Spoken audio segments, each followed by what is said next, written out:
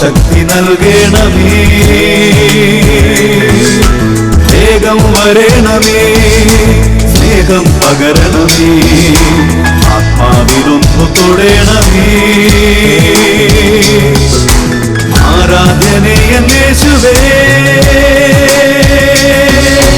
Hallelujah മാറാനാഥാ, ഹല്ലേലൂയ മാറാനാഥാ. Come, Lord Jesus. ഹല്ലേലൂയ. പ്രാർത്ഥിക്കുകയും യാചിക്കുകയും ചെയ്യുന്ന എന്തും ലഭിക്കുമെന്ന് വിശ്വസിക്കുവിൻ, നിങ്ങൾക്ക് ലഭിക്കുക തന്നെ ചെയ്യും എന്നരുളി ചെയ്ത യേശുക്രിസ്തുവിൻ്റെ അത്ഭുത നാമത്തിൽ നിങ്ങൾക്കേവർക്കും മാറാനാത്ത ദൈവവചന ശുശ്രൂഷയിലേക്ക് സ്വാഗതം. Price the Lord. ഇന്ന് നാം ചിന്തിക്കുന്നത് വിളിച്ച അപേക്ഷ എന്ന വിഷയത്തെക്കുറിച്ചാണ്. 107 സങ്കീർത്തനത്തിൽ 19 തിരുലിഖിതം, അപ്പോൾ തങ്ങളുടെ കഷ്ടതയിൽ അവർ കർത്താവിനോട് നിലവിളിച്ചപേക്ഷിച്ചു, അവിടുന്ന് അവരെ എല്ലാ ഞെരുക്കങ്ങളിൽ നിന്ന് രക്ഷിച്ചു. ഹല്ലേലൂയ. ദൈവമായ കർത്താവ് ഇതാ ലോകത്തിൻ്റെ നാനാഭാഗങ്ങളിൽ ഈ മണിക്കൂറിൽ നമ്മെ ഓരോരുത്തരെയും ദൈവരാജ്യത്തിൻ്റെ അത്ഭുത ദൂതുകൾക്കായി ഉണർത്തിയിരിക്കുകയാണ്. ഇന്ന് ഞാനും നിങ്ങളും ദൈവാത്മാവിനാൽ ഒരുമിച്ച് കൂട്ടപ്പെട്ടിട്ടുണ്ടെങ്കിൽ അതിൻ്റെ പിന്നിൽ ദൈവത്തിൻ്റെ വലിയൊരു കാരുണ്യം പ്രവർത്തിക്കുന്നുണ്ട്. റോമാലേഖനം 9 16 തിരുലിഖിതം, മനുഷ്യൻ്റെ ആഗ്രഹമോ പ്രയത്നമോ അല്ല, ദൈവത്തിൻ്റെ ദയയാണ് എല്ലാറ്റിൻ്റെയും അടിസ്ഥാനം. ഇതാ ഇതുപോലെ വചനം കേട്ടുകൊണ്ടിരുന്നപ്പോൾ ദൈവത്തിൻ്റെ ദയയുടെ അനുഭവം ഉണ്ടായ 1-2 വ്യക്തിയുടെ അനുഭവങ്ങൾ ഞാൻ നിങ്ങളുടെ ശ്രദ്ധയിലേക്ക് കൊണ്ടുവരാം. എൻ്റെ പേര് ഷിന്നി. ഞാൻ ലണ്ടനിലുള്ള വോക്കിംഗ് എന്ന സ്ഥലത്ത് താമസിക്കുന്നു. എൻ്റെ ജീവിക്കുന്ന ദൈവം എൻ്റെ ബ്രദറിൻ്റെ ജീവിതത്തിൽ ചെയ്ത അത്ഭുതകരമായൊരു ഇടപെടലിനെ കുറിച്ച് സാക്ഷ്യപ്പെടുത്താനാണ് ഞാൻ ഈ കത്ത് എഴുതുന്നത്. എൻ്റെ ബ്രദറിന് അവൻ്റെ വിസ അപ്ലൈ ചെയ്യാൻ അവൻ്റെ കോളേജിൽ നിന്ന് ഒരു ലെറ്റർ വേണമെന്നായിരുന്നു ഡിമാൻഡ്. അവൻ എല്ലാ ദിവസവും കോളേജിലേക്ക് ചെല്ലും, ലെറ്റർ കിട്ടാൻ വേണ്ടി റിക്വസ്റ്റ് ചെയ്യും. എന്നാൽ ഓരോ തവണയും ഓരോരോ കാരണങ്ങൾ പറഞ്ഞ് അവനെ മടക്കി അയച്ചുകൊണ്ടിരുന്നു. അങ്ങനെ അവൻ്റെ മനസ്സ് മടുത്തു. അങ്ങനെ ഇരിക്കുമ്പോൾ കഴിഞ്ഞ 12/8/2010 ഞാൻ ഓൺലൈനിൽ കൂടി അട്ടപ്പാടി സെഗിയോൻ ധ്യാന കേന്ദ്രത്തിൽ നിന്നുള്ള മാറാനാത്ത എന്ന പേരിലുള്ളൊരു ടോക്ക് കേട്ടുകൊണ്ടിരിക്കുകയായിരുന്നു. അച്ഛൻ പറഞ്ഞ ദൂതുകൾ എൻ്റെ ഹൃദയത്തെ സ്പർശിച്ചു. അച്ഛൻ ദൈവത്തെ വിളിച്ചപേക്ഷിച്ച് പ്രാർത്ഥിക്കാൻ പറഞ്ഞു. ഞാൻ ഈശോയോട് കരഞ്ഞു പ്രാർത്ഥിച്ചു, ദൈവമേ, എൻ്റെ ബ്രദറിന് വിസ അപ്ലൈ ചെയ്യാനുള്ള ലെറ്റർ കിട്ടുകയും വിസ അപ്ലൈ ചെയ്യും കാര്യങ്ങൾ ക്രമപ്പെടുത്തുകയും ചെയ്താൽ അവിടെ നിന്ന് ഇടപെട്ടതാണെന്ന് ഞാൻ എഴുതി അറിയിക്കാം എന്ന് നേർന്ന് ഞാൻ കർത്താവിനെ വിളിച്ചപേക്ഷിച്ചു. അത്ഭുതമെന്ന് പറയട്ടെ, അന്ന് തന്നെ എൻ്റെ ദൈവത്തിൻ്റെ ഒരു കരം എൻ്റെ ബ്രദറിൻ്റെ ആവശ്യത്തിൽ വ്യാപരിച്ചു. എൻ്റെ ബ്രദറിന് അന്ന് തന്നെ ലെറ്റർ ലഭിക്കുകയും അവൻ സന്തോഷത്തോടെ വിസയ്ക്ക് അപ്ലൈ ചെയ്യുകയും അവന് വിസ ലഭിക്കുകയും ചെയ്തു. നോക്കുക, ജീവിതത്തിൽ ഒരു ചെറിയ തടസ്സം ഒരു കാര്യത്തിന് വേണ്ടി തുറന്ന് ഒരു തവണ പോകുമ്പോൾ ലഭിക്കേണ്ടത് ഒരു 10 തവണ പോയാലും 100 തവണ നടന്ന് കാല് തേയണതല്ലാതെ കാര്യത്തിനൊരു നീക്കുപോക്കില്ല. അങ്ങനെ തളർന്നപ്പോൾ ഇതാ ഈ ബ്രദറിൻ്റെ ഒരു സഹോദരി, അവൾ ലണ്ടനിലിരുന്ന് ഓൺലൈനിലൂടെ ദൈവവചനം ശ്രവിച്ച് അപ്പോൾ ദൈവത്തെ വിളിച്ചപേക്ഷിക്കുന്നതിനെ കുറിച്ചുള്ള ദൂത് പരിശുദ്ധാത്മാവ് കൊടുത്ത് അവൾ പൊട്ടിക്കരഞ്ഞ്, യേശുവേ, എൻ്റെ സഹോദരൻ ജീവിതത്തിൽ ഇടപെടണമേ, നിലവിളിച്ച് കരഞ്ഞപേക്ഷിച്ച് അന്ന് തന്നെ ദൈവത്തിൻ്റെ അത്ഭുതകരം ആ കുടുംബത്തിൽ അവർക്ക് അനുകൂലമായി വ്യാപരിച്ച്. ഇത് മറ്റൊരു വ്യക്തിയുടെ അനുഭവം നിങ്ങളുടെ ശ്രദ്ധയിലേക്ക് കൊണ്ടുവരാം. എൻ്റെ പേര് സോജി ജോഷി. ഞാൻ സൗദി അറേബ്യയിൽ ജോലി ചെയ്യുന്നു. ഞങ്ങൾ സമയം കിട്ടുമ്പോഴൊക്കെ ജീവൻ ടി വിയിലെ മാറാനാത്ത എന്ന ടെലിവിഷൻ പ്രോഗ്രാം അട്ടപ്പാടിയിൽ നിന്ന് സംപ്രേഷണം ചെയ്യുന്നത് കാണാറുണ്ട്. ഞാൻ ഇതിനു മുമ്പേ പലതവണ പ്രാർത്ഥിച്ചിട്ടുള്ള വ്യക്തിയാണ്. എങ്കിലും മാറാനാത്ത വചനം കേട്ടപ്പോൾ എൻ്റെ ഹൃദയത്തിലേക്ക് പരിശുദ്ധാത്മാവിൻ്റെ പ്രവാഹം ഉണ്ടായി. ഞാനും ഭർത്താവും ഞങ്ങൾ രണ്ടുപേരും 2 സ്ഥലങ്ങളിലാണ് ജോലി ചെയ്തിരുന്നത്. ഞങ്ങൾക്ക് ഒരുമിച്ച് താമസിക്കാനുള്ള ഒരു സൗകര്യം ക്രമീകരിച്ച് തരണമേ എന്ന് അന്ന് കർത്താവിനോട് ഞാൻ കരഞ്ഞ് പ്രാർത്ഥിച്ചു. അതുപോലെ 5 വർഷമായി ഞങ്ങൾ കല്യാണം കഴിഞ്ഞിട്ട് ഇതുവരെയും ഞങ്ങൾക്ക് മക്കൾ ജനിച്ചിട്ടില്ല. അതുകൊണ്ട് ദൈവമേ ഒരു കുഞ്ഞിനെ നൽകണമേ എന്ന് പൊട്ടിക്കരഞ്ഞ് കർത്താവിനോട് പ്രാർത്ഥിച്ചു. അതുപോലെ ഞങ്ങൾക്ക് ഈ കാര്യങ്ങൾ നടത്തി തന്നാൽ എൻ്റെ ദൈവത്തെ വിളിച്ചപേക്ഷിച്ചതിന് ദൈവം തന്ന ഉത്തരമാണെന്ന് സാക്ഷ്യപ്പെടുത്താം എന്ന് നേർന്ന് പ്രാർത്ഥിക്കുകയും ചെയ്തു. ദൈവത്തിൻ്റെ അത്ഭുതകരമായ ഇടപെടലുണ്ടായി. ഏപ്രിൽ 19 തന്നെ എനിക്ക് ദൈവത്തിൻ്റെ അത്ഭുതകരമായ ഇടപെടലുണ്ടായി. എനിക്കും എൻ്റെ ഭർത്താവിനും ഒരുമിച്ച് താമസിക്കാനുള്ള സൗകര്യങ്ങൾ, ജോലി കാര്യങ്ങൾ ദൈവം ക്രമീകരിച്ചു. മാത്രമല്ല ഇപ്പോൾ ഞങ്ങളുടെ വിവാഹത്തിന് 5 വർഷം കഴിഞ്ഞ് ഇപ്പോൾ ഞങ്ങൾക്കൊരു ആൺകുഞ്ഞിനെ നൽകി ദൈവം ഞങ്ങളുടെ കുടുംബജീവിതത്തെ അനുഗ്രഹിച്ചു. ഹല്ലേലൂയ. നോക്കുക സഹോദരങ്ങളെ, 5 വർഷമായിട്ട് ഇവർ നരകിക്കുകയാണ്, വേദനിക്കുകയാണ്, കരയുകയാണ്. ഇവരുടെ ജീവിതത്തിലൊരാഗ്രഹം അത് സഫലമാകുന്നില്ല. അതുപോലെ ഇവരുടെ മറ്റൊരു വേദനയാണ്, ഇവർക്ക് ഒരുമിച്ച് ഒരു സ്ഥലത്ത് ജോലി ചെയ്ത് ഒരുമിച്ച് താമസിച്ച് ഒരുമിച്ച് ദൈവത്തെ ആരാധിക്കണം. അവർ ദൈവവചനം ടെലിവിഷനോട് കേട്ടപ്പോൾ ആ വചനം കേട്ട അഭിഷേകത്തിൽ ദൈവത്തോട് കരഞ്ഞു, നിലവിളിച്ചു, വിളിച്ചപേക്ഷിച്ചു, ദൈവമേ ഈ ആവശ്യത്തിൽ ഇടപെടണമേ. ദൈവത്തിൻ്റെ അത്ഭുതകരം അവർക്ക് വേണ്ടി വ്യാപരിച്ചു. ദൈവം അവരുടെ ജീവിതത്തിൽ അത്ഭുതം ചെയ്ത് അവർക്ക് ഒരുമിച്ച് താമസിക്കാൻ സൗകര്യമുണ്ടായി. അവർക്ക് മക്കളെയും നൽകി ദൈവം അനുഗ്രഹിക്കുകയാണ്. ഈ നിമിഷങ്ങളിൽ നമുക്ക് എല്ലാവർക്കും ഒന്ന് എഴുന്നേറ്റ് നിൽക്കാം. പ്രിയ ദൈവവൈതലേ, നാം എഴുന്നേറ്റ് നിൽക്കുമ്പോൾ അത് ദൈവവചനത്തോട്, സർവശക്തമായി ദൈവവചനത്തോട് കാണിക്കുന്നൊരു ബഹുമാനമാണ്. നാം എഴുന്നേറ്റ് നിൽക്കുമ്പോൾ ഇപ്പോൾ അവിടെ സന്നിഹിതമായിരിക്കുന്ന 2-3 പേർ എൻ്റെ നാമത്തിൽ ഒരുമിച്ച് കൂടുമ്പോൾ ഞാൻ അവരുടെ മധ്യേ ഉണ്ടായിരിക്കുമെന്ന് അരുളി ചെയ്തവനായ യേശു ക്രിസ്തുവിനോടുള്ള ബഹുമാനമാണ്. ഇവിടെ നാം ഒരുമിച്ച് കൂടി ഈ സ്ഥലത്ത് യേശുവിൻ്റെ അത്ഭുത സാന്നിധ്യമുണ്ട്. എഴുന്നേറ്റ് നിന്ന് കരങ്ങൾ ഉയർത്തി ഏതാനും നിമിഷങ്ങൾ ഇന്നിതാ ഇപ്പോൾ കർത്താവിനെ ആരാധിക്കുകയാണ്. ഹല്ലേലൂയ, ഹല്ലേലൂയ, ഹല്ലേലൂയ. ഓ ദൈവമേ, ഉന്നതങ്ങളിൽ നിന്നുള്ള അത്ഭുത ശക്തി ഈ സമൂഹങ്ങളുടെ മേൽ വ്യാപരിക്കട്ടെ കർത്താവേ. എത്രയോ ദൈവമക്കൾ പൊട്ടിക്കരഞ്ഞ് നിലവിളിക്കുകയാണ്. എത്രയോ കുടുംബങ്ങളിൽ കണ്ണുനീരൊഴുക്കി പ്രാർത്ഥിക്കുകയാണ്. ഓ ദൈവമേ, മെഴുകുതിരി കത്തിച്ചു വെച്ച് നിലവിളിക്കുന്ന കുടുംബങ്ങളുണ്ട് കർത്താവേ. ഹൃദയം നുറുങ്ങി എൻ്റെ ദൈവമേ ഇടപെടണമേ എന്ന് പറഞ്ഞ് കരയുന്ന കുടുംബങ്ങളുണ്ട് കർത്താവേ. വിദ്യാർത്ഥിനികൾ, ബാലന്മാർ, യുവതിവാക്കന്മാർ, രോഗികൾ, ജോലി തടസ്സമുള്ളവർ, വലിയ പ്രയാസങ്ങൾ അകപ്പെട്ടിരിക്കുന്നവർ, ആത്മഹത്യ ചിന്തയുള്ളവർ, വലിയ കണ്ണുനീരോടെ കുടുംബത്തിൽ പ്രശ്ന നിമിത്തം സമാധാനം നഷ്ടപ്പെട്ടവർ, എല്ലാ കുടുംബങ്ങളുടെ മേലും കണ്ണുനീരിൽ കുതിർന്ന ഓരോ ജീവിതങ്ങളുടെ മേലും ദൈവമായ കർത്താവിൻ്റെ അത്ഭുത ശക്തി ഇപ്പോൾ വ്യാപരിക്കട്ടെ. ഹല്ലേലൂയ, ഹല്ലേലൂയ, ഹല്ലേലൂയ. യെശയ്യായുടെ പുസ്തകം 51-ാം അധ്യായം അതിൽ 15-ാം തിരുലിഖിതം. തിരമാലകൾ അലറും വിധം കടലിനെ ക്ഷോഭിപ്പിക്കുന്ന ഞാനാണ് നിന്റെ ദൈവമായ കർത്താവ്, സൈന്യങ്ങളുടെ കർത്താവ് എന്നാണ് എൻ്റെ നാമം. ആകാശത്തെ വിരിച്ചും ഭൂമിക്ക് അടിസ്ഥാനമിട്ടും സിയോനോട് നീ എൻ്റെ ജനമാണെന്ന് പറഞ്ഞും എൻ്റെ വചനം നിന്റെ അധരങ്ങളിൽ ഞാൻ നിക്ഷേപിച്ചിരിക്കുന്നു.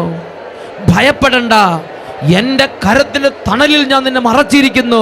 ഓ ദൈവമേ, ഈ വചനത്തിൻ്റെ അത്ഭുത ശക്തി കുടുംബങ്ങളിലേക്ക് വ്യാപരിക്കട്ടെ. ഈ നിമിഷങ്ങളിൽ അങ്ങയുടെ മക്കൾ വചനം കേട്ട് അങ്ങയുടെ നാമം വിളിച്ചപേക്ഷിച്ച് അത്ഭുതങ്ങൾ സ്വീകരിച്ച് സന്തോഷിക്കാൻ തടസ്സമായി നിൽക്കുന്ന എല്ലാ തടസ്സങ്ങളും, അന്ധകാര പീഡകളും, നാരകീയ സേനകളും, ദുരാത്മബാധകളും, പാപത്തിൻ്റെയും രോഗത്തിൻ്റെയും ശക്തികളും യേശുവിന്റെ നാമത്തിൽ കുടുംബങ്ങളിൽ നിന്നും സമൂഹങ്ങളിൽ നിന്നും വിട്ടുമാറിപ്പോകട്ടെ. Hallelujah, hallelujah. യേശുവേ ആരാധന, ആരാധന. യേശുവേ ആരാധന, ആരാധന. യേശുവേ ആരാധന, ആരാധന. യേശുവേ ആരാധന, ആരാധന. യേശുവേ ആരാധന. യേശുവേ സ്തോത്രം. യേശുവേ നന്ദി. യേശുവേ സ്തോത്രം. യേശുവേ ആരാധന. സങ്കീർത്തന പുസ്തകത്തിൽ 107-ാം അധ്യായം 19-ാം തിരുലിഖിതം. അപ്പോൾ തങ്ങളുടെ കഷ്ടതയിൽ അവർ കർത്താവിനോട് നിലവിളിച്ചപേക്ഷിച്ചു. അവിടുന്ന് അവരെ എല്ലാ ഞെരുക്കങ്ങളിൽ നിന്ന് രക്ഷിച്ചു. ഹല്ലേലൂയ. വിശ്വാസ ജീവിതത്തിലെ ഒരു പ്രാർത്ഥനാ രീതിയാണ് വിളിച്ചപേക്ഷ. നിലവിളിച്ചപേക്ഷിക്കുന്നതിനെ കുറിച്ച് ഞാനും നിങ്ങളും അഭിമാനം കൊള്ളണം. ഹല്ലേലൂയ. എങ്ങനെയെങ്കിലും എന്തെങ്കിലും മൂളിയും മുരങ്ങിയും പ്രാർത്ഥിക്കുന്നുള്ളതല്ല ഒരു വിശ്വാസിയുടെ ജീവിത രീതി. ദൈവമായ കർത്താവിൻ്റെ സന്നിധിയിലേക്ക് വന്നിട്ട് പൊട്ടിക്കരഞ്ഞ് ജീവിക്കുന്നവനെ കൺമുമ്പിൽ കണ്ടാലെന്ന പോലെ വൈകാരികമായി ഞാൻ നിങ്ങൾ പ്രാർത്ഥിക്കണം. പ്രാർത്ഥന, ആത്മീയത എന്ന് പറഞ്ഞാൽ നിർവികാരമായൊരു മേഖലയാണെന്ന് ചിന്തിക്കരുത്. അവിടെ കരയണം, അവിടെ നോക്കണം, നിലവിളിക്കണം, കണ്ണുനീരൊഴുകണം. ഹൃദയത്തിൻ്റെ വികാരങ്ങൾ അലിഞ്ഞു ചേരുന്ന പ്രാർത്ഥന ദൈവസന്നിധിയിലേക്ക് ഉയരണം. ഇത് ദൈവമായ കർത്താവ് ആഗ്രഹിക്കും. അവിടെ അത്ഭുതം ഉണ്ട്, ഉറപ്പ്. ഹല്ലേലൂയ. ഞാനൊരു ഉദാഹരണം നിങ്ങളോട് പറയാം. ഒരു ദിവസം അട്ടപ്പാടിയിലുള്ള സെഗിയോൻ ധ്യാന കേന്ദ്രത്തിൽ ഇതാ അട്ടപ്പാടിയിലെ കോട്ടത്തറ എന്ന ദേശത്ത് നിന്ന് ഒരു സഹോദരി വരികയാണ്. ആ സഹോദരിയുടെ ജീവിതത്തിൽ ഒരു വലിയ പ്രശ്നമുണ്ടായി. ആ സഹോദരി ഒരു ദിവസം നേരം വെളുത്ത് എഴുന്നേറ്റ്, വെളുപ്പിനെ നേരം പരിവരാ വെളുക്കുന്നേ ഉള്ളൂ, അപ്പോഴേക്കും പശുവിനെ കറക്കാൻ വേണ്ടി തൊഴുത്തിലേക്ക് ചെല്ലുകയാണ്. അങ്ങനെ പശുവിനെ കറക്കാൻ വേണ്ടി തൊഴുത്തിൽ ചെന്നപ്പോൾ കാണുന്നത് പശുവല്ല, അവിടെ ഇതാ കാട്ടാന നിൽക്കുകയാണ്. ഈ കാട്ടാനയെ കണ്ട് പേടിച്ച് സഹോദരി പരക്കം പാഞ്ഞോടി. കാട്ടാന പിന്നാലെ ഈ സഹോദരിയെ ആക്രമിക്കാൻ പിന്തുടർന്നു. ഈ സഹോദരൻ നിലവിളി ഒച്ചയും കേട്ട് കുടുംബനാഥൻ ഉറക്കത്തിൽ നിന്ന് ഉണർന്ന് എന്താ അവിടെ എന്ന് വെച്ച് ഇറങ്ങി വന്നു. അപ്പോൾ അവിടെ മറ്റൊരു കാട്ടാന നിൽക്കണ്ടായിരുന്നു. ആ കാട്ടാന കുടുംബനാഥനെ ഓടിച്ചുകൊണ്ട് പോയി. ഉടനെ ഇവർ നിലവിളിച്ച് പറഞ്ഞു, മക്കളെ എഴുന്നേക്കരുത്, ആന പുറത്തുണ്ട് എന്ന് പറഞ്ഞ് കുട്ടികളോട് നിലവിളിച്ച് ഇവർ പറഞ്ഞിട്ട് ഇവർ രണ്ടുപേരും ഓടി. കുടുംബനാഥൻ ഓടി രക്ഷപ്പെട്ടു പോയി. എന്നാൽ ഈ കുടുംബനാഥ പേടിച്ചരണ്ട് അത് 10 അടി ഓടിയപ്പോഴേക്കും കാല് തട്ടിപ്പടഞ്ഞ് അത് നിലത്ത് വീണു. ഇതാ പിന്നാലെ ഓടി വന്ന ആന ഈ സഹോദരൻ തൊട്ടടുത്തെത്തി. ഈ സഹോദരി നിലത്ത് കിടക്കുകയാണ്. ഈ സഹോദരി നോക്കുമ്പോൾ ഈ ആന തൊട്ടടുത്തെത്തി. ആന അതിൻ്റെ കൈ ഉയർത്തി ഈ സഹോദരി ആഞ്ഞ് ചവിട്ടാൻ വേണ്ടി കൈ ഇങ്ങനെ താഴ്ത്തിക്ക് ആഞ്ഞ് ചവിട്ടി അങ്ങനെ കൊണ്ടുവരുന്ന കാഴ്ചയാണ് ഈ സഹോദരി കണ്ടത്. ആ നിലത്ത് കടന്ന് ആ വെളുപ്പാൻ കാലത്ത് ആരുടെയും സഹായം കിട്ടാൻ നിവൃത്തിയില്ലാതപ്പോൾ പോലീസിൻ്റെയോ പട്ടാളത്തിൻ്റെയോ ഫോറസ്റ്റിൻ്റെയോ മനുഷ്യരുടെയോ ആരുടെയും സഹായം കിട്ടാൻ നിവൃത്തിയില്ലാതെ നിസ്സഹായിയായി തൻ്റെ ജീവിതത്തിൻ്റെ അവസാന നിമിഷങ്ങളെ കണ്ട് ഇനി ആരും എന്നെ സഹായിക്കാനില്ല എന്ന് അറിഞ്ഞപ്പോൾ ആ സഹോദരി സർവ്വത് വിട്ട് മനം നൊന്തൊരൊറ്റ വിളിയാണ്, എൻ്റെ യേശുവേ. പ്രിയപ്പെട്ട സഹോദരങ്ങളെ, ആ സഹോദരി പറയുകയാണ്, ഇങ്ങനെ മനം നൊന്ത് നിലവിളിച്ച് സെക്കൻഡുകൾക്കുള്ളിൽ ഇതാ ശക്തമായ ഒരു കരം വന്ന് ഈ സഹോദരിയുടെ തൊട്ട് മുകളിൽ ഇങ്ങനെ നിൽക്കുകയാണ്. കുറേ നേരം ആ കരം അങ്ങനെ നിന്നു. കുറേ നേരമായിട്ട് ആനയുടെ ചവിട്ട് കൊള്ളുന്നില്ല. സഹോദരിയെ കൈയുടെ അടിയിൽ നിന്ന് ഉരുണ്ടുരുണ്ട് മാറി പിന്നെ എഴുന്നേറ്റ് ഓടി രക്ഷപ്പെട്ടു പോയി. ഈ ആനയാകട്ടെ ഒരു കാര്യം ചെയ്തു. ഇങ്ങനെ ആഞ്ഞു ചവിട്ടിയിട്ട് ആന ചെയ്തത്, ഒരാളെ കൊന്നു കഴിയുമ്പോൾ ചിഹ്നം വിളിക്കാറുള്ളത് പോലെ ആന അവിടെ നിന്ന് സർവ്വത് മറന്ന് മതം കൊണ്ട് ചിഹ്നം വിളിക്കുകയാണ്. അങ്ങനെ ചിഹ്നം വിളി കേട്ടാൽ സമീപത്തുള്ളവർക്ക് അറിയാം ആരെയോ കൊന്നതിന് ശേഷമാണ് ആന ഇങ്ങനെ ചിഹ്നം വിളിക്കുന്നതെന്ന്. അങ്ങനെ നേരം പുലർന്ന് കുറേ നേരം കഴിഞ്ഞപ്പോൾ സമീപവാസികൾ നാട്ടുകാരെല്ലാം ഇറങ്ങി വന്നു ആരെയാണ് കൊന്നതെന്ന് കാണാൻ വേണ്ടിയിട്ട്. എന്നാൽ ആ സഹോദരി യാതൊരു കേടും പറ്റാതെ ഉണ്ടായ സംഭവം വിവരിക്കുന്ന കാഴ്ചയാണ് നാട്ടുകാർ കണ്ടത്. പ്രിയപ്പെട്ട സഹോദരങ്ങൾ, ആനയ്ക്കൊരു കാര്യം ഉറപ്പായിരുന്നു, ഞാൻ ഒരാളെ കൊന്നു കഴിഞ്ഞു. ആ ആഞ്ഞ് ചവിട്ടിയിട്ട് ഞാൻ ഒരാളെ കൊന്നു എന്ന ഭാവത്തിൽ ആന എല്ലാം മറന്ന് ചിഹ്നം വിളിച്ച് തുമ്പിക്കൈ ഉയർത്തി ചിഹ്നം വിളിച്ച് അങ്ങനെ എല്ലാം മറന്ന് നിൽക്കുകയാണ്. സഹോദരി ഉരുണ്ട് രക്ഷപ്പെട്ടു പോയി. നോക്കുക, ഒരു കരം വന്ന് അവളെ സഹോദരി രക്ഷിക്കുകയാണ്. ഇതാണ് വിളിച്ചപേക്ഷ. ഹല്ലേലൂയ. സകല നാണവും വിട്ട്, സകല ലജ്ജയും വിട്ട്, സർവശക്തിയോടും കൂടെ, മുഴുവൻ ഹൃദയത്തോടും കൂടെ, മുഴുവൻ ആത്മാവോടും കൂടെ, സർവശക്തിയോടും കൂടെ ദൈവത്തെ വിളിച്ചപേക്ഷിക്കണം എന്ന് ബൈബിൾ നമ്മളോട് നിർദ്ദേശിക്കുന്നുണ്ട്. റോമാലേഖനത്തിൽ 10-ാം അധ്യായത്തിൽ 12-ാം തിരുലിഖിതം, തൻ്റെ നാമം വിളിച്ചപേക്ഷിക്കുന്ന എല്ലാവരുടെ മേലും അവിടുന്ന് തൻ്റെ സമ്പത്ത് വർഷിക്കുന്നു. തൻ്റെ നാമം വിളിച്ചപേക്ഷിക്കുന്ന എല്ലാവരുടെ മേലും അവിടുന്ന് തൻ്റെ സമ്പത്ത് വർഷിക്കുന്നു. ഞാനും നിങ്ങളും അവൻ്റെ നാമം വിളിച്ചപേക്ഷിക്കണം. യേശുവേ, പിതാവേ, പരിശുദ്ധാത്മാവേ, ഇങ്ങനെ ദൈവത്തിൻ്റെ നാമം, യേശുവിൻ്റെ നാമം, പരിശുദ്ധാത്മാവ് എന്ന വ്യക്തിയെ വിളിച്ചപേക്ഷിക്കണം. ദൈവനാമം വിളിച്ചപേക്ഷിക്കണം, യേശുനാമം വിളിച്ചപേക്ഷിക്കണം. ഇത് ബൈബിൾ എനിക്ക് നിങ്ങൾക്ക് നൽകുന്ന ഒരു നിർദ്ദേശമാണ്. ഹല്ലേലൂയ. യേശുവേ സ്തോത്രം, യേശുവേ നന്ദി. പ്രിയപ്പെട്ട സഹോദരങ്ങളെ, ഏതൊരു കാര്യമാണെങ്കിലും ഒന്നോ രണ്ടോ അങ്ങനെ സുഖമായിട്ടൊരു കസേര ചാരിയിരുന്ന് പിറു എന്ന് പറഞ്ഞ് എന്തെങ്കിലുമൊക്കെ ചൊല്ലിയിട്ട് കർത്താവേ എനിക്ക് ദാരിദ്ര്യമുണ്ട്, എനിക്ക് വേദനയുണ്ട്, അങ്ങനെയൊക്കെ പറഞ്ഞു പോയാൽ എന്തെങ്കിലും നടക്കുമോ ഇല്ലയോ എന്ന് അത് വ്യക്തമായൊരു കാര്യമല്ല. എന്നാൽ ഒരു വ്യക്തി തൻ്റെ ജീവിതത്തിൽ ജീവൻ മരണ പോരാട്ടമാണ്, ഇതിൻ്റെ നിർണായക വിഷയമാണ്, എൻ്റെ ദൈവം ഇടപെടാതെ ഈ കാര്യം നടക്കുകയില്ല എന്നൊരു ഹൃദയഭാവത്തോടെ ഹൃദയം നുറങ്ങി നിലവിളിച്ചാൽ അവിടെ ദൈവശക്തിയുണ്ട്, അവിടെ ദൈവ സാന്നിധ്യമുണ്ട്. അതാണ് 34 സങ്കീർത്തനത്തിൽ 18 വാക്യത്തിൽ നമ്മെ പഠിപ്പിക്കുന്നത്. ഹൃദയം നുറുങ്ങിയവർക്ക് കർത്താവ് സമീപസ്ഥനാണ്, മനം ഉരുകിയവരെ അവിടുന്ന് രക്ഷിക്കുന്നു. ഹല്ലേലൂയ. സങ്കീർത്തനം 34:18. ഹൃദയം നുറുങ്ങിയവർക്ക് കർത്താവ് സമീപസ്ഥനാണ്, മനം ഉരുകിയവരെ അവിടുന്ന് രക്ഷിക്കുന്നു. ഇതാ ഒരു വ്യക്തിയുടെ അനുഭവം ഞാൻ നിങ്ങളുടെ ശ്രദ്ധയിലേക്ക് കൊണ്ടുവരാം. എൻ്റെ പേര് റോസി വർഗീസ്. ഞാൻ ടെലിവിഷനിലൂടെയുള്ള വചന ശുശ്രൂഷ എല്ലാ ആഴ്ചയിലും കൂടുന്ന വ്യക്തിയാണ്. ഓരോരുത്തരുടെ അനുഭവ സാക്ഷ്യങ്ങൾ കേൾക്കുമ്പോൾ എൻ്റെ ഉള്ളിലേക്ക് ആത്മാവ് നിറയുന്നൊരു അനുഭവം എനിക്കുണ്ടായി. 1.5 കൊല്ലമായി എൻ്റെ മകളുടെ മകൻ MBA പാസ്സായിട്ട് ഇങ്ങനെ നടക്കുകയാണ്. ഇൻ്റർവ്യൂ വരും, ജോലി കിട്ടില്ല. അങ്ങനെ 1.5 വർഷമായി കറങ്ങിത്തിരിഞ്ഞ് നടക്കുകയാണ്. അങ്ങനെ ഇരിക്കുമ്പോഴാണ് വിളിച്ച അപേക്ഷയെക്കുറിച്ചുള്ളൊരു ദൂത് അട്ടപ്പാടി സെഗിയോൻ ധ്യാന കേന്ദ്രത്തിൽ നിന്ന് കേട്ടത്. ഞാൻ അന്ന് തൊട്ട് എൻ്റെ ഈ മകന് വേണ്ടി കരഞ്ഞ് പ്രാർത്ഥിക്കാൻ തുടങ്ങി. യേശുവേ എൻ്റെ മകൻ്റെ മേലെ ഇടപെടണമേ എന്ന് പ്രാർത്ഥിക്കാൻ തുടങ്ങി. കരുണക്കൊന്ത, മറ്റ് കുരിശിൻ്റെ വഴികൾ, അങ്ങനെയുള്ള ഒരുപാട് പ്രാർത്ഥനകൾ. 1 മാസം വിളിച്ചപേക്ഷിച്ചു, ഉത്തരം കിട്ടിയില്ല. വീണ്ടും പിറ്റേ ആഴ്ച വിളിച്ചപേക്ഷിച്ചു, ഉത്തരം കിട്ടിയില്ല. ഞാൻ വിട്ടില്ല, ഞാൻ തുടർന്നും പ്രാർത്ഥിച്ചു കൊണ്ടേയിരുന്നു. 1 മാസവും 18 ദിവസവും കഴിഞ്ഞപ്പോൾ എൻ്റെ വിളിച്ചപേക്ഷയ്ക്ക് ദൈവം ഇടപെട്ടു. അവന് അത്ഭുതകരമായി ഉന്നതമായ ഒരു ജോലിയിലേക്ക് അവന് സെലക്ഷൻ കിട്ടി. ഇന്നവൻ 10,000 രൂപ ശമ്പളം വാങ്ങുന്ന ഒരു ജോലിയിൽ എൻ്റെ കർത്താവിനെ മഹത്വപ്പെടുത്തുകയാണ്. Rosy Varghese, Arimboor house, Mulloorkara PO, Thrissur. ഹല്ലേലൂയ. പ്രിയപ്പെട്ട സഹോദരങ്ങളെ, നോക്കുക, ഒരു കാര്യത്തിന് വേണ്ടി ഒരു തവണ വിളിച്ചപേക്ഷിച്ച് നിർത്തരുത്. ചില ആളുകൾ ഇങ്ങനെ ചോദിക്കുന്നത് കേട്ടുന്നുണ്ട്, പ്രാർത്ഥിച്ച് മടുത്തു, കല്യാണം നടക്കാൻ വേണ്ടി പ്രാർത്ഥിച്ചു, 1 വർഷമായിട്ട് പ്രാർത്ഥിച്ചിട്ട് കല്യാണം നടക്കണില്ല. ജോലി കിട്ടാൻ വേണ്ടി പ്രാർത്ഥിച്ചു, 2 വർഷം പ്രാർത്ഥിച്ചിട്ടും ജോലി കിട്ടിയിട്ടില്ല. അതുകൊണ്ട് ഇപ്പോൾ പ്രാർത്ഥിക്കാൻ ഒരു തീഷ്ണത തോന്നുന്നില്ലല്ലോ പറയുകയാണ് പലരും. പ്രിയപ്പെട്ട മക്കളെ, 1 വർഷം പ്രാർത്ഥിച്ച് കിട്ടിയില്ല എന്നാൽ പിന്നെ പ്രാർത്ഥിക്കാതിരിക്കുക, പിന്മാറ്റത്തിലേക്ക് പോവുക, ഇതാണോ നിന്റെ കർത്താവ് നിന്നോട് പറഞ്ഞിരിക്കുന്നത്? നീ 2 വർഷം പ്രാർത്ഥിച്ചു, കാര്യം നടക്കുന്നില്ല, എന്നാൽ ശരി പിന്മാറ്റത്തിലേക്ക് പോകാം എന്നാണോ നിന്റെ ദൈവമായ കർത്താവ് നിന്നോട് നിർദ്ദേശിച്ചിരിക്കുന്നത്?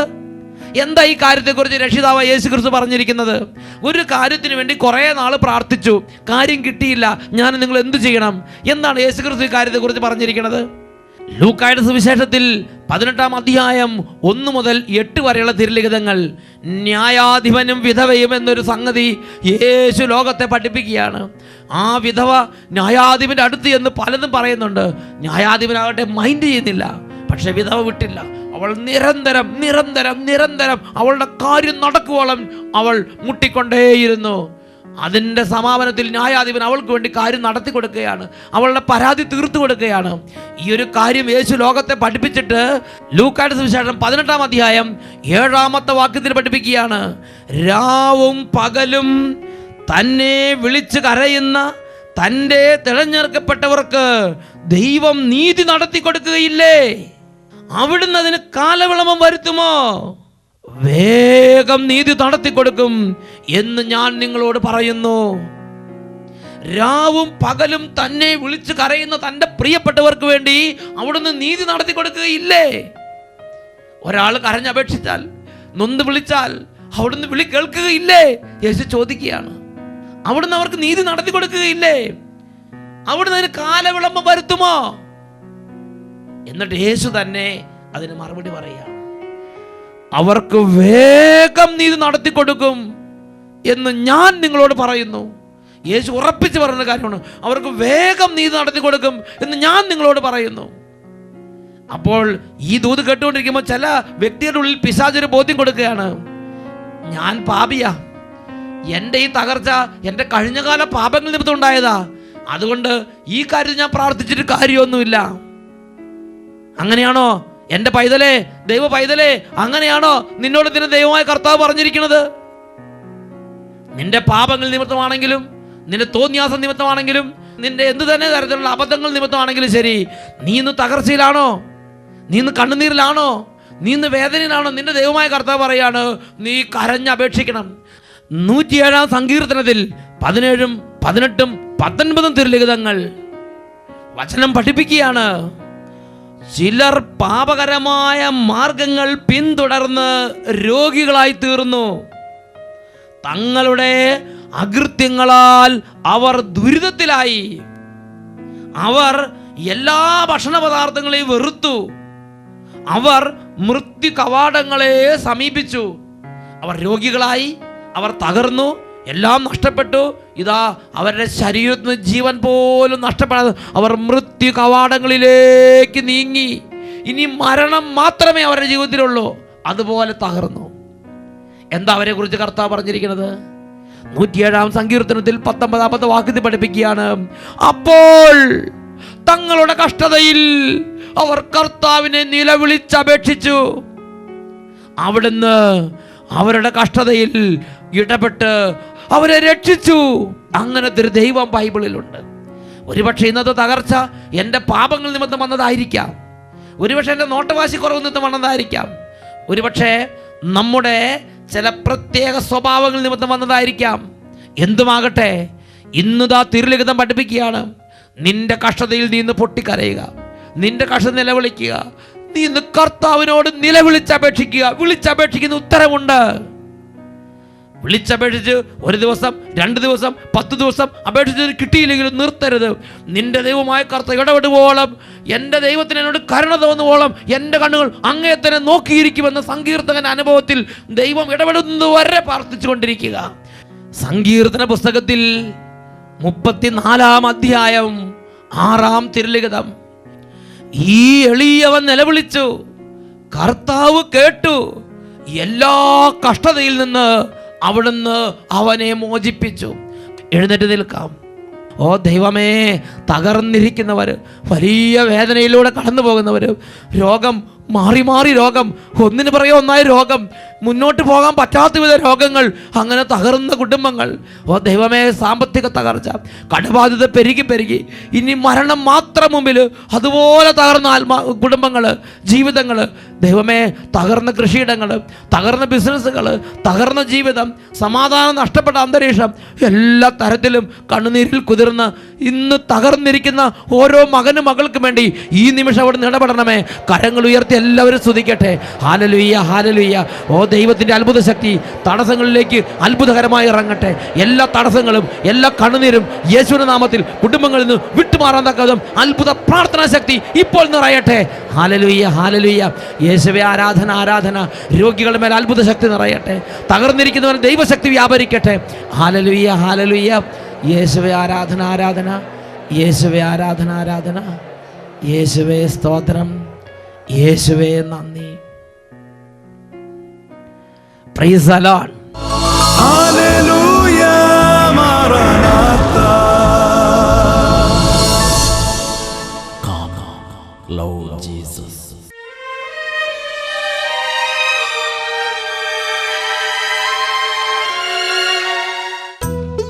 ഈ നിമിഷങ്ങളിൽ നമ്മുടെ ഓരോരുത്തരുടെയും എല്ലാ വേദനകളും യേശു ക്രിസ്തുവിലേക്ക് നമുക്ക് അർപ്പിക്കാം. 65 സങ്കീർത്തനം 2 തിരുലിഖിതം. കർത്താവേ, മർത്യരെല്ലാം പാപഭാരവുമായി അങ്ങയുടെ സന്നിധിയിലേക്ക് വരുന്നു.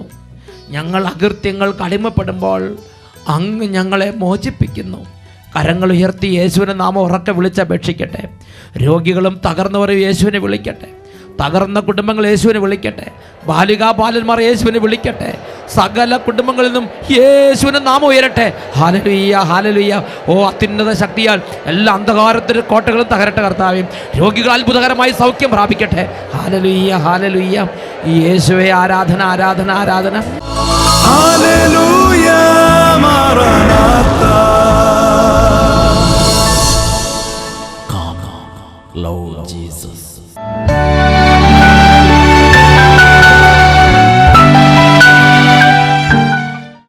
ഞാൻ പാലാ രൂപത വാക്കാട് ഇടവകയിലാണ്. പേര് ജ്യോതിഷ്. എനിക്ക് 8 വർഷമായിട്ട് അൾസറിൻ്റെ അസുഖം ഉണ്ടായിരുന്നു. രോഗം കൂടുന്ന സമയത്ത് ഒരു ദിവസം ഒരു 4 തവണയെല്ലാം ടോയ്ലറ്റിൽ പോകേണ്ട അവസ്ഥയുണ്ടായിരുന്നു. 8 വർഷമായി അൾസറിന്റെ രോഗപീഠ നിമിത്തം തകർന്ന ഒരു വ്യക്തിയാണ് അദ്ദേഹം. ഒരു ദിവസം 4-5 തവണ ടോയ്ലറ്റിൽ പോകേണ്ട സ്ഥിതി. പലരുടെ മരുന്ന് വാങ്ങി കഴിച്ചു, തീർത്തും മാറാൻ പറ്റത്തില്ല എന്നവർ പറഞ്ഞ് കുറയും, അതേ ഉള്ളൂ. ആ അവസ്ഥയിൽ നിന്നപ്പോൾ ഞാനിവിടെ വന്ന ഓഗസ്റ്റ് മാസത്തിലെ ആദ്യ വെള്ളിയാഴ്ച, അന്ന് ഞാൻ 2ാമത്തെ തവണയാണ് ഇവിടെ വരുന്നത്. അന്ന് വന്നപ്പോൾ സ്തുതിപ്പിൻ്റെ സമയത്ത് അച്ഛൻ പറയുകയുണ്ടായി, 8 വർഷമായിട്ട് അസുഖമുള്ള ഒരാളുടെ അസുഖം മാറ്റിയിരിക്കുന്നു. ആ സമയത്ത് എൻ്റെ വയറിനൊരു വേദന വന്നു. പിന്നീട് ഞാൻ വീട്ടിൽ പോയി ഇപ്പോൾ 2 മാസമായിട്ട് എല്ലാത്തരം ഭക്ഷണങ്ങളും ആവശ്യം പോലെ കഴിക്കുന്നുണ്ട്. ഒരു പ്രശ്നം ഉണ്ടായിട്ടില്ല. ഈശോ 8 വർഷമായ അൾസർ രോഗം ആ സ്പോട്ടിൽ അവിടെ വെച്ച് സുഖപ്പെടുത്തി. ഹല്ലേലൂയ. ഓഗസ്റ്റ് മാസത്തിൽ ഇതുപോലെ ആദ്യ വെള്ളിയാഴ്ച ഓടിക്കൊണ്ടിരിക്കുമ്പോൾ കർത്താവ് ഒരു മെസ്സേജ് തന്നു, ഉദരത്തിൽ 8 വർഷമായി പീഡ അനുഭവിക്കുന്ന ഒരു വ്യക്തിയെ ആ സമയത്ത് തന്നെ ഈ സഹോദരന്റെ ഉദരത്തിൽ ഒരു വേദന ഉണ്ടായി. അതോടുകൂടെ പരിപൂർണമായി അത് വിട്ടുമാറിപ്പോയി. Price the Lord. കരങ്ങൾ ഉയർത്തിയടിച്ച് കർത്താവിനെ ആരാധിക്കാം.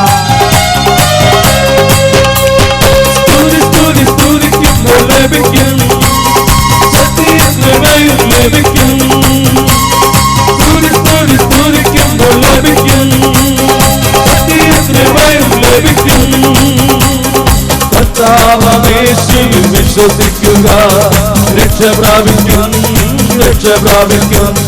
നീയും നിന്റെ കുടുംബവും രക്ഷ പ്രാപിക്കും.